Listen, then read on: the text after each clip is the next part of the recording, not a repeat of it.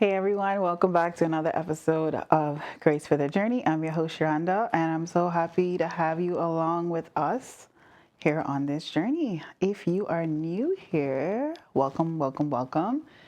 And if you've been here for a while, welcome back. We are on episode 5, I think. Yeah.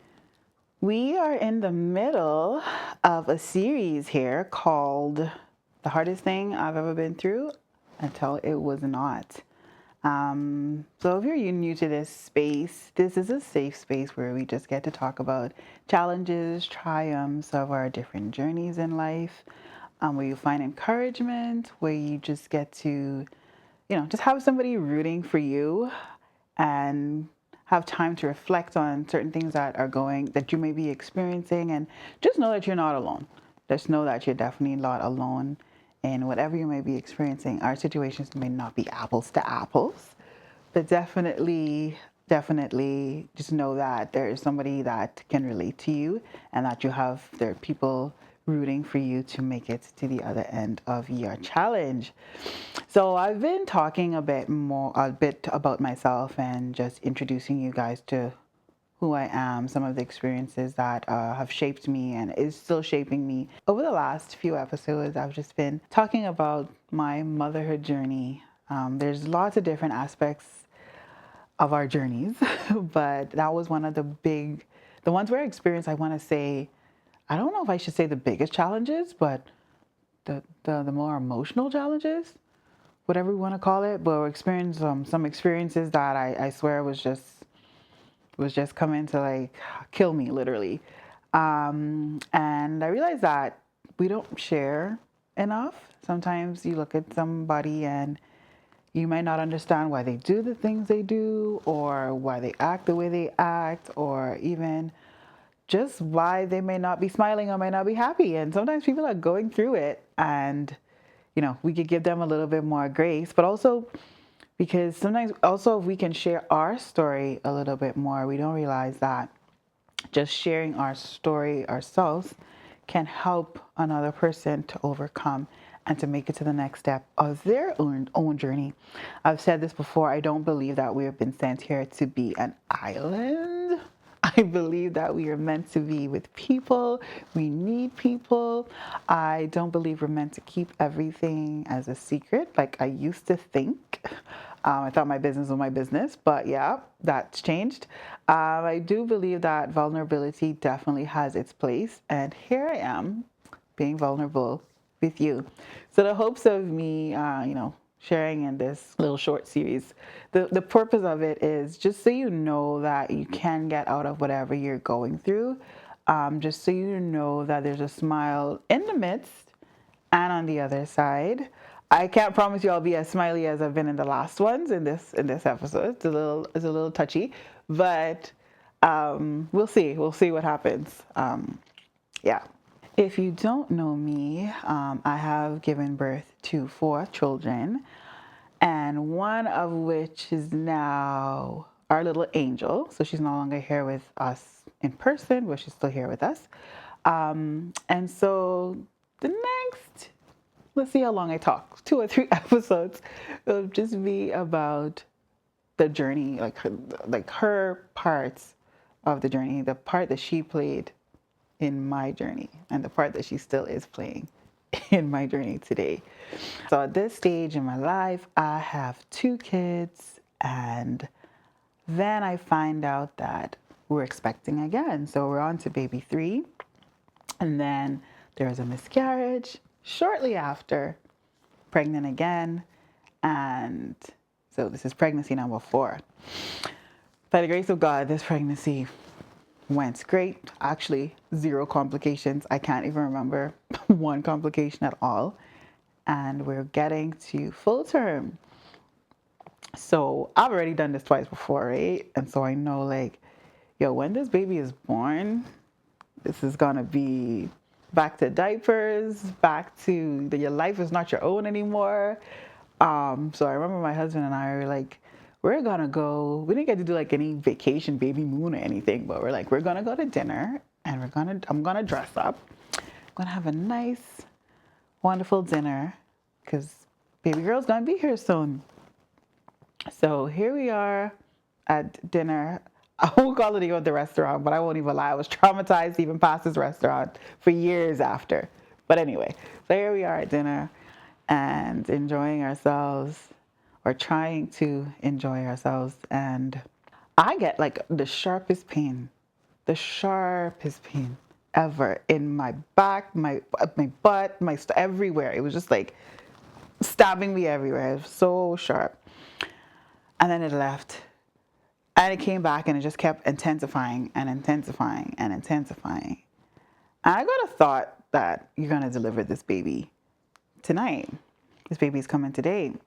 Now, if you haven't listened to the last two episodes, please go and listen to the last two episodes. But I would say that I had not experienced full-on like contractions or anything at this point. So I sincerely did not know how they felt, because the last two pregnancies were C-sections. So I was like, oh, this must be contractions. But they were not leaving. The pain was not leaving. It was not like going and coming back, going and coming back. It was just like intense. And I just like, we need to go to the hospital. I can't do this. I don't know what's up. We need to go to the hospital.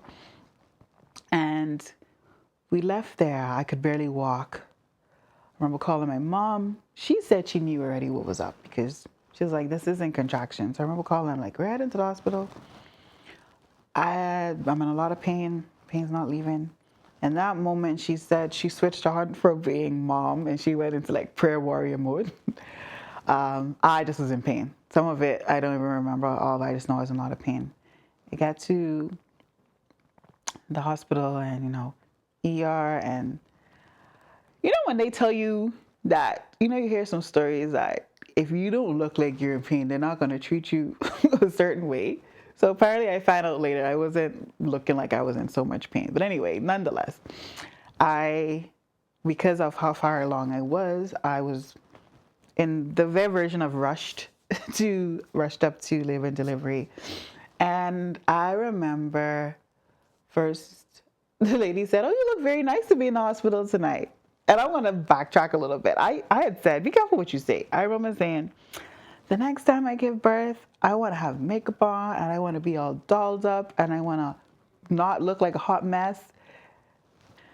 So I was there and I had to get out of all my nice clothes and put in a gown. And I remember she came and she was trying to do I want to say, was it non-stress test first? Non-stress test. And, they put that goo on, ultrasound gel, and they try to find, and she couldn't find a heartbeat. And then I remember she called and asked for an actual ultrasound machine. It came in, and then nobody spoke anything. All I heard is tell the other nurse, she asked for backup, and then she said to the other nurse, go and get Dr. So-and-so. Next thing I knew, it was 4 people in there. The doctor says to me, I don't know what's happening with your baby, but the heartbeat is dropping very quickly, and we have to deliver it immediately.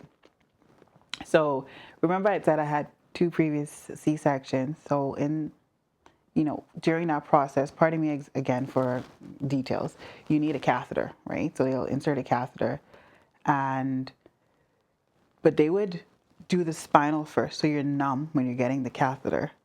That was my experience prior. The way this was such an emergency, there was 3 people, or maybe 4 people tugging me at once. One was trying to get an IV in, one was taking blood, and one was putting the catheter in at the very same time. And I just remember my husband saying to me, it's going to be okay, this is not our fight, it's God's fight. But that's all I know. I didn't even know if I still knew the severity of what was happening. So we went in, and I went to have this cesarean, and because it was such a rush, like everyone's, I guess, pressure level, anxiety level was just so heightened. Even me getting the spinal that was supposed to numb me from waist down, that had typically been done before. I don't know if the anesthesiologist was under pressure or what was happening, but I found out later it didn't go where it's supposed to go because I was numb from neck down. That's how much of a rush it was. And I remember saying to the lady, I can't feel my hand. She's like, it's okay, we gotta go. And so I remember them saying too, she said, if we can get it, the anesthesiologist was really trying to find the spot. And she's like, if you can't get this in the next 30 seconds, we're going to have to put her under. And so whatever happened. And the last two cesareans I had, I remember coming out of them and be like, these doctors just be talking about anything over you. Like, they were just having a blast, a good old time, and just chatting, with their peers. This one was silence, complete silence. They didn't even let my husband in the room. For this one, it was silence. And you just know that something's wrong, but you really don't know what's wrong. And so after that experience, I remember the nurse just, after it felt like hours of silence, the nurse whispering to me that your baby was a little bit pale, but now her color's coming back. She looks much better now. I said, okay, thank you. I know what she was saying. What she was really saying was, your baby came out blue. There was a black baby that came out blue, meaning she was not breathing, and now we got her breath back. So they actually had to do, what is it called? They had to do CPR for, if I remember correctly, 11 minutes. I think it was 11 minutes or 9 minutes or so, whatever it was. I know it was 2 more minutes left before they would actually call it. And so they did it for that time to bring her back. And here I am now. Remember, like I said, if you haven't listened to the last 2 episodes, please do go and tune in. But I had not experienced holding my baby, having a baby on my chest, and experience that initial feeling of motherhood that, people talk about so much. I hadn't experienced it. And once again, this child is being whisked off to the NICU. So I'm like, not again. That was my initial feeling. And I don't know if it was a selfish feeling or what it is. I just was like, how could this be happening for the 3rd time? Like, there's definitely something wrong with me. But this time it would be much different. It would be literally bigger and harder than anything I could ever have imagined going through. So as they stitched me up and did all they did, it was silent once again. So now here I am in the recovery room. And I'm being told now, not only has my child been whisked off to the NICU, she has to go to another hospital because it is so critical, and what she needs is not present in this particular hospital. Now, when I experienced the NICU visits before, like prior with the other babies, they were good. They just had minor issues, I would say. So I passed all the little critical babies, and my heart would go out. I'll see the parents there. Some parents have been there for months and months and months upon months. But I never experienced. I did not know what was about to happen, and was really about to get myself into.